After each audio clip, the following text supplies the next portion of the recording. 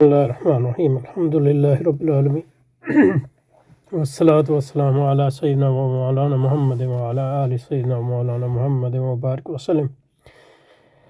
اللهم ربنا أرنا الحق حقا وارزقنا اتباعه وأرنا الباطل باطلا وارزقنا اجتنابه. اللهم أرنا حقائق الأشياء كما هي ربنا زدنا علما وعملا وإخلاصا يا رب العالمين. اللهم انصر أولياءك في مشارق الأرض ومغاربها. اللهم انصرهم على عدوك وعدوهم إنك على كل شيء قدير. اللهم فرج عنا وعن إخواننا في مشارق الأرض والمغاربها. اللهم نفس كربنا وكربهم وثبت أقدامنا والتف بنا وبهم يا رحمن. آمين آمين يا رب العالمين. صلى الله تعالى على خير خلقه سيدنا ومولانا محمد وآله وصحبه وأزواجه وذريته أجمعين برحمتك يا أرحم الراحمين. آمين آمين يا رب. اچھا جی، یہ طلحہ بھائی کا مضمون ہے، اس کو اس نیت سے پڑھ رہے ہیں کہ اس سے کچھ سیکھنے کی کوشش کریں، اور آلسو یعنی دیکھیں کہ ہم جب لکھتے ہیں تو کس طرح لکھنا چاہیے، اور اس میں کیا مسائل ہیں وغیرہ وغیرہ. تو فیمنزم جو ہے، یا تو اس کو یعنی اس کا اگر انگریزی سے فیمنزم تو اب اردو میں استعمال ہوتا ہے فیمنزم، تو اردو میں لکھیں، اور اگر زیادہ سے زیادہ انگریزی لفظ لکھنا بھی ہے تو بریکٹ میں لکھیں فیمنزم. ویسے عموماً مطلب یہ ہے کہ انگریزی الفاظ کو اردو تحریر میں اگر ضروری نہ ہو تو میرا خیال ہے کہ اس سے اجتناب کرنا چاہیے. گو کہ میں خود بھی یعنی جب وضاحت کے لیے قوسین میں دینا یعنی خاص طور پہ جب اصطلاحات ہوں تو ضروری ہو جاتا ہے کبھی کبھار، تو وہ اس میں تو کوئی حرج نہیں ہے، لیکن جب ضرورت نہ ہو تو میرا خیال ہے اس سے اجتناب کرنا ہی ضروری ہے. فیمنزم روایتی معاشروں میں سرمایہ دارانہ جبر کے پھیلاؤ کا اعلی کار ہے. تو یہ آپ کا تھیسس ہے، یعنی دعویٰ ہے. تو آپ کا مضمون جو ہے اس کو اس دعوے کو ثابت کرنا چاہیے، یا اس کی وضاحت کرنی چاہیے کم از کم. تو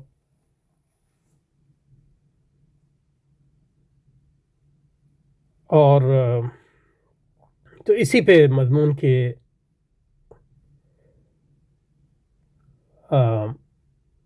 سکسیس یا کامیابی اور ناکامی جو ہے منحصر ہوگی. عنوان ہمیشہ دعوے کا وہ نہیں ہوتا، لیکن دعوے کی طرف اشارہ تو کرتا ہے، لیکن پہلے جو پیراگراف میں آپ کا دعویٰ آنا چاہیے. تو دیکھتے ہیں وہ ہے. اور فیمنزم تحریک حقوق نسواں اور اس جیسی تحریک جو ہے سرمایہ داری کا اعلی کار اور سرمایہ دارانہ عمل کا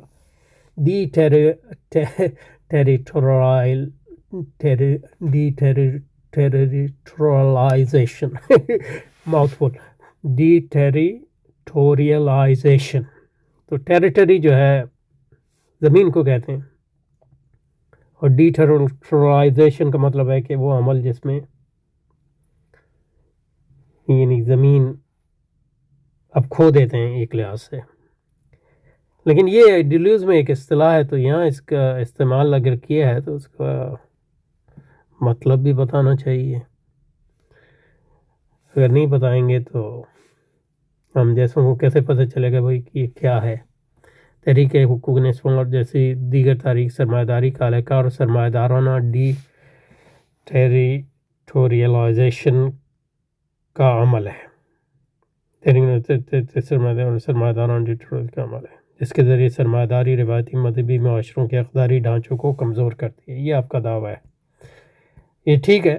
صرف یہ اس میں خامی یہ ہے کہ یہ نہیں پتہ ہمیں کیا ہے. اچھا، پورا پیراگراف کم از کم پڑھ لیتے ہیں تاکہ ان معاشروں کے مسلمات کی ڈی ویلیویشن کرنی ہے. اور یہ بالکل ہی اس کی ضرورت نہیں ہے ڈی ویلیویشن کی، کیونکہ یہ اصطلاح تو ہے نہیں. ڈی ویلیویشن یعنی اس کا ان معاشروں کے مسلمات کو بے اثر بنانا. ایک بے اثر اور ڈی ویلیویشن کا اور کیا اردو میں ہوگا اس سیاق میں. ان معاشروں کے مسلمات کو بے وقت بناتی ہے. یہ کوشش ہے اس کی، بے وقت اور بے اثر جو ہے دونوں، یہ جو ہے اس کو شاید تو ڈی ویلیویشن کی کوئی ضرورت نہیں ہے، ان کی بےخونی کرتی ہے. چلیں وہ بےخونی کر رہے ہیں تو وہ بھی اس میں آ گیا، بے وقت بے خون. لیکن ڈی ویلیویشن کا لفظ لکھنا یہاں خاص. اور ساتھ ہی اپنی اینک، سرمایہ داری کا مطلب تو اینک نہیں ہے، اینک سے مراد ان کے اینک سرمایہ، اور ساتھ ہی سرمایہ داری سے ان معاشروں میں اقداری، سرمایہ داری کی اینک لکھنے کے ساتھ اس میں نئے اقداری صف بندی کرتی ہے، یعنی پرانی اقدار کو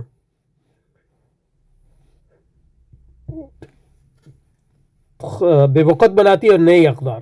تو اب وہ آپ کو کم از کم اس موقع پہ بتانا چاہیے کہ اس سیاق میں وہ کون سی اقدار ہیں جن کو بے وقت بناتی ہے اور وہ کون سی نئی اقدار ہے ان کو ڈالنا چاہتی ہے. تو اصل جو قدر ہے وہ آزادی ہے سرمایہ داری کی، اور ہماری قدر جو ہے عبادت ہے. تو بنیادی طور پہ جس چیز کو وہ بے وقت بناتی ہے اور جس کی بےخونی کرنا چاہتی ہے وہ عبادت کی قدر ہے، خاص طور پہ اس عبادت رب کا جو اظہار معاشرتی اور سیاسی سطح پہ ہوتا ہے. اور جس چیز کو پھیلانا چاہتی ہے وہ آزادی ہے، خاص طور پہ معاشرتی اور ریاستی سطح پہ.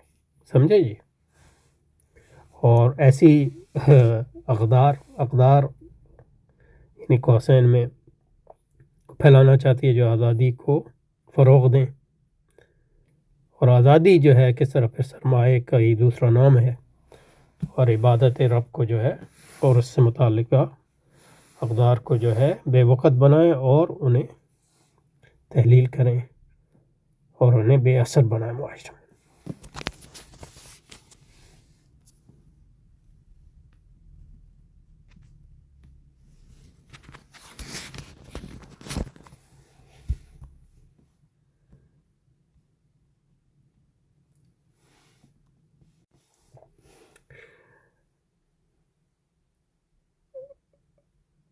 نہیں، فیمنزم کوئی اینٹی کیپٹل یا اینٹی لبرل تحریک نہیں ہے، یہ سرمایہ داری کی مخالف تحریک نہیں ہے، خاص طور پہ غیر سرمایہ دار معاشروں میں. کیونکہ وہ تحریکیں جو غیر سرمایہ دارانہ معاشروں میں سرمایہ داری کے پھیلاؤ کا سبب بنتی ہیں، سرمایہ داری کے اندر وہ ریزسٹنس موومنٹ ہو سکتی ہیں، یعنی سرمایہ داری کے خلاف کام کر سکتی ہیں، لیکن سرمایہ داری کے اندر ہی سے. تو فیمنزم وغیرہ جو ہے سرمایہ دارانہ ممالک میں ایک لحاظ سے ان کا جو ریزسٹنس کا عمل ہے سرمایہ داری کے اندر رہتے ہوئے، لیکن وہ تحریریں جب غیر سرمایہ دار معاشروں میں ہوتی ہیں تو ان کا عمل جو ہے بنیادی طور پہ سرمایہ داری کا فروغ ہوتا ہے. اور جو وہ فروغ کرتی ہیں وہ سرمایہ داری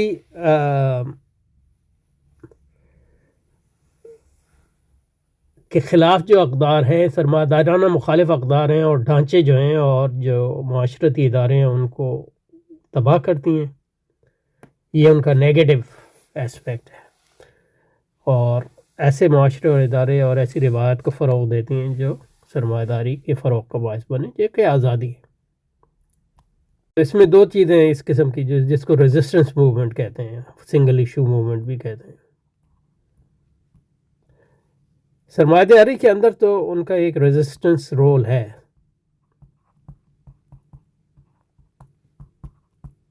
مزاحمت، سرمایہ داری کی مزاحمت نہیں لیکن سرمایہ داری کے مختلف اظہارات کی مزاحمت. لیکن غیر سرمایہ دار معاشروں میں ان کی کوئی مزاحمتی رول نہیں ہے، وہ سرمایہ کے اعلی کار ہیں. اس لیے مثلاً یہ ہے کہ اس چیز کو سمجھنا بہت اہم ہے، کیونکہ مثلاً جیسے چمسکی وغیرہ کی تحریروں کا سرمایہ داری کے اندر ایک مزاحمتی رول ہے، لیکن آپ پاکستان وغیرہ میں دیکھیں ان کو کون لوگ پروموٹ کرتے ہیں، چومسکی جیسے مفکرین کو، اور اس کو یعنی ان کی نشستیں بھی رکھواتے ہیں، کم از کم آن لائن رکھواتے تھے جب تک وہ قابل تھا اس کے. وہ سارے یعنی ہمارے یہاں جو امریکہ کے ایجنٹ ہیں وہی کرتے ہیں. تو اسی طرح جو فیمنزم ہے سرمایہ داری کے اندر اس کا ایک مزاحمتی رول ہو سکتا ہے، لیکن غیر سرمایہ دارانہ معاشروں میں جو اس کا رول ہے وہ اس کا جو فنکشن ہے. یہ ضروری نہیں ہے کہ جو فیمنسٹ ہیں ان سب کو جو ہے اس کا شعور ہو. تو اس لیے فنکشنلزم بڑا اہم ہے جب آپ انالیسس کرتے ہیں. ظاہر ہے ان کے جو کرتا دھرتا ہے ان کو تو اس کا کچھ نہ کچھ شعور ہوگا، لیکن یہ کہ ایک عام مسلمان یعنی معاشرے میں جو عورت ہے اگر وہ فیمنسٹ بھی ہے تو ضروری نہیں ہے کہ وہ اس سطح کی فیمنسٹ ہو جس طرح کی فیمنسٹ کیپٹلسٹ اور وہ اسلام سے اسی طرح دور ہو وغیرہ وغیرہ، تو یا اس کو اس کا شعور ہو. اس لیے مطلب اسلامک فیمنزم کو رد تو کرنا چاہیے، لیکن اگر مطلب ایک جب باپردہ مسلمان خاتون فیمنسٹ ہے تو اس کے ساتھ اس قسم کا رویہ نہیں رکھنا چاہیے جس طرح مطلب یہ ہے کہ ہم ایک فاحشہ کے ساتھ رکھیں گے وغیرہ وغیرہ. یعنی ان کے لیے اس سے ہٹ کے جو ہے ہماری کوشش تو ظاہر فاحشہ کے لیے بھی یہ ہے کہ وہ ہدایت پا جائے، لیکن یہ کہ سب سے پہلے تو اپنے لوگوں کو ایک آدمی جو ہے پہلے یعنی نماز پڑھ رہا ہے یا حجاب کر رہا ہے وہ اسلامک فیمنسٹ بنا ہوا ہے کسی غلط فہمی کے نتیجے میں، تو اس سے وہ ظاہر ہے ہمارا رویہ نہیں ہونا چاہیے، دوسروں سے ہوگا وغیرہ وغیرہ.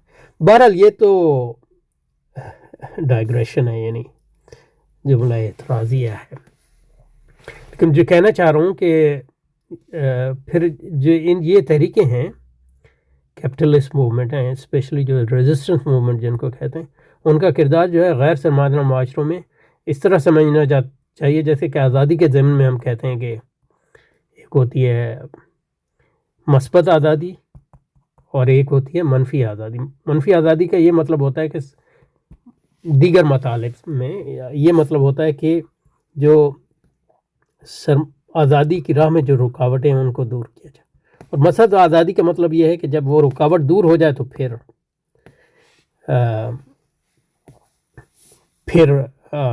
اس پر جو ہے پھر لوگ جو ہے جو چاہیں وہ کریں.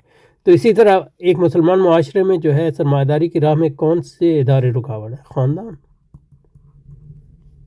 یعنی ایکسٹینڈڈ فیملیز تھیں، اب تو وہ نیوکلیئر فیملی ہو گئیں، لیکن نیوکلیئر فیملی بھی جو ہے کیونکہ خاندان کا جو مرکز ہے وہ محبت اور ایثار اور قربانی ہے، جبکہ جو سرمایہ داری ہے آزادی ہے وہ تو غرض ہے. تو جب تک خاندان مستحکم ہے سرمایہ داری تو غالب نہیں آئے گی معاشرے کی سطح پہ.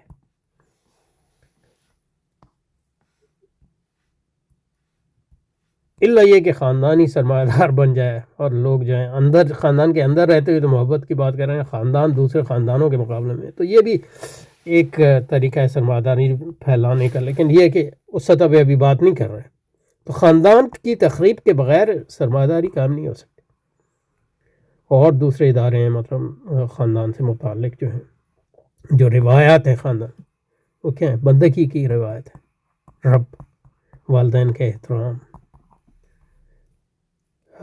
حقوق و فرائض جو ہیں اسی بندگی کے تناظر میں وغیرہ وغیرہ، محبت، قناعت، ایثار، قربانی. اور جو خاندان میں اور جو مشکلات ہیں وہ اسلام کے دائرے میں رہتے ہوئے اور اسلام کے مطابق جو ہے حل کیے جائیں، نہ کہ تو اور جو مسائل ہیں ان کو ایکسپلائٹ کر کے کوشش کیا خاندان کو تباہ کرے. جب خاندان تباہ ہوگا تو فرد اکیلا رہ جائے گا، مرد اور عورت سب آزادی. تو اس ایٹمسٹک انڈیویجول جو ہیں یہ ایٹم، ان پر جو ہے سرمایہ کا غلبہ ہونا بہت آسان ہے، سمجھے نا. تو فیمنزم کا بنیادی جو ہدف ہے وہ خاندان کو تباہ کرنا، اور خاندان کو تباہ کرنے کا بہترین طریقہ جو شادی کا جو رشتہ ہے، جو تقدس کا رشتہ ہے، جو ماں باپ سے رشتہ ہے، جو بہن بھائیوں سے رشتہ ہے، اور اس کی جو بنیاد ہے محبت اور احکام الہی کی اطاعت، وہ اس کو توڑنا وغیرہ. تو اس لیے مطلب in a way they are negative, their function is negative, they are negative movements. تو یعنی یہ بات آپ کی تحریر میں ابھی تک جو ہم نے پڑھا ہے اس سے واضح ہے، لیکن یہ کہ اس کی ذرا تفصیل اور انگریزی الفاظ جو ہے اس کے راہ میں حائل ہیں، بلکہ یہ ان دونوں تحریک کی کورولری کے سوا کچھ نہیں۔ کورولری کا مطلب نتیجہ، تو صرف نتیجہ نہیں ہے بلکہ فیمنزم اس کا نتیجہ تو ہے، لیکن یہ کہ اس کا وہ ایک ایجنٹ بھی ہے سرمایہ کی، اور سب سے اہم ایجنٹ ہے۔ یعنی مغربی معاشروں میں جو یہ آیا ہے سرمایہ داری جو معاشرتی سطح پہ پھیلی ہے، اس میں بہت بڑا کردار ہے فیمنسٹ موومنٹ کا۔ لبرل معاشروں میں بھی، سوشل ڈیموکریٹک معاشروں میں بھی، اور سوویت یونین میں بھی تھا، یعنی کمیونسٹ معاشروں میں بھی۔ اور اس کا ایک طریقہ جو ہے ملازمت کو عام کرنا خواتین کے، کیونکہ جب خواتین ملازمت کریں گی تو پھر خاندان تو وہ نہیں رہے گا، وہ سرمایہ دارانہ خاندان نہیں رہے۔ اور جس قدر جو ہے مجبوری ہے، پہلی تو یہ ہے کہ کوشش کی جائے کہ ملازمت ان کو نہ کرنی پڑے گی، کہ ایک ہی فرد اتنا کما سکے، یہ اس میں قناعت وغیرہ کا بھی رول ہے، لیکن اسلامی جماعتوں کو اس میں کوشش کرنی چاہیے، اور جتنی وہ لازمی ہو گئی ہے، ضروری ہو گئی ہے، تو اس کے لیے مطلب یہ ہے کہ مسلمان خواتین کے لیے ایسے متبادل ذرائع مہیا ہوں۔ جب ریاست ہماری نہیں ہے، جہاں ریاست ہے تو اس میں ریاست کو کرنا چاہیے، جیسے ایران اور افغانستان میں، کہ خواتین، اور جہاں ریاست نہیں ہے وہاں اسلامی جماعتوں اور علماء کی جماعتوں کو یہ کام کرنا چاہیے، صوفیہ کی جماعتوں کو یہ کام کرنا چاہیے، صلحاء کی جماعتوں کو یہ کام کرنا چاہیے، اور کچھ کر بھی رہی ہیں، لیکن یہ ہے کہ اس میں بہت زیادہ کہ ان خواتین کو جو ہے گھر میں رہتے ہوئے متبادل معاش کے ذرائع فراہم کیے جائیں، جو ان کی مطلب یہ ہے کہ حقوق و فرائض سے لگا کھاتے اور ان کی فطرت سے بھی لگا کھاتے۔ تو یوں کہنا غلط نہیں ہوگا کہ فیمنزم دراصل روایتی معاشروں میں سرمایہ دارانہ تعقل کی قبول عمومیت کام کرنے اور سرمایہ کے دائرے کو پھیلانے کا ایک اعلیٰ کار کے علاوہ کچھ نہیں، ٹھیک ہے، لیکن اس کا میکینزم کیا ہے؟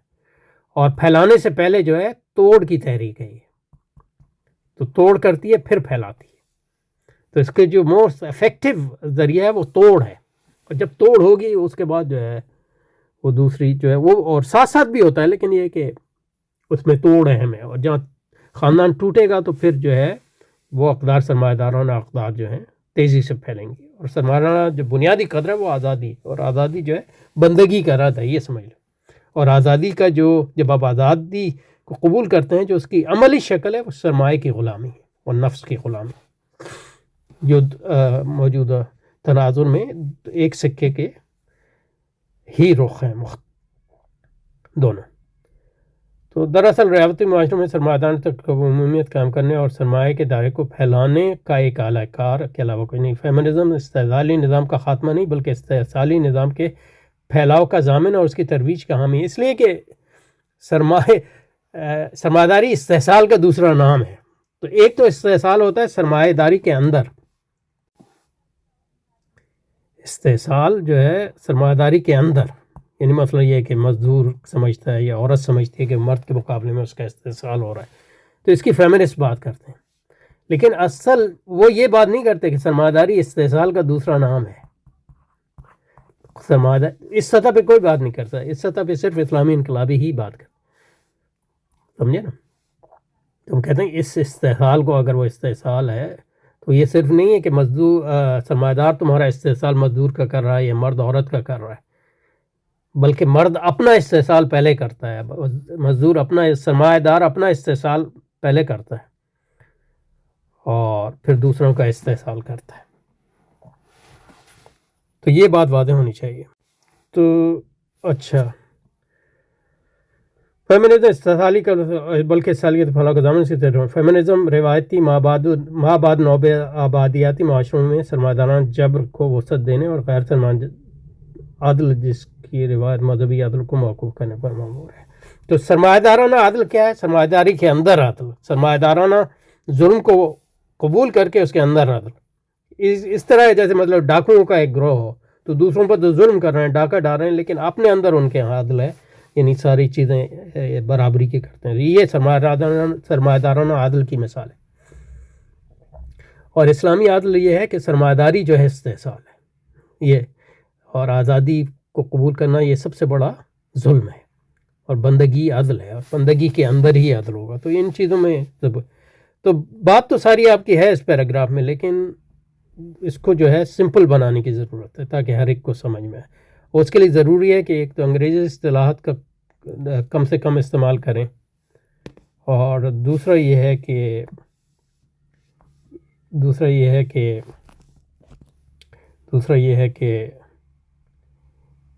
اللہ بھلا کرے اصطلاحات کا کم استعمال کریں اور عام فہم زبانوں میں. اور بعد میں اگر مطلب یہ ہے کہ اس کو ایکیڈیمک بنانا ہو تو اس کی ایک الگ ورژن دے لیں، لیکن ہمیشہ بالکل سمپل لکھیں، کیونکہ اس سے پتہ چلے گا کہ آپ کی خود سمجھ میں کیا چیز آئی ہے اور کیا نہیں آئی. اور یہ ڈی ٹیریٹورلائزیشن یہاں اس کا کیا مقصد ہے یہ میرے بالکل سمجھ میں نہیں آیا، تو یہ بھی سمجھائیں. شاید آگے آ جائے. تو یہاں پہ رکتا ہوں، اور اس کو اپنے چینل پہ پبلش کریں گے تاکہ دوسروں کو بھی فائدہ ہو، لیکن یہ کہ اس کو چند قسطوں میں کریں گے. لیکن ابھی جو میں نے کہہ دیا اس کے نتیجے میں آپ اس کو پورا ریوائز کر سکتے ہیں آلریڈی. سبحانک اللہم و بحمدک، نشہد ان لا الہ الا انت، نستغفرک و نتوب الیک. وصلی وسلم علی سیدنا و مولانا و حبیبنا و شفیعنا محمد و علی آل محمد وبارک وسلم. سبحان ربک رب العزت عما یصفون، وسلام علی المرسلین، والحمد للہ رب العالمین، برحمتک یا ارحم الراحمین.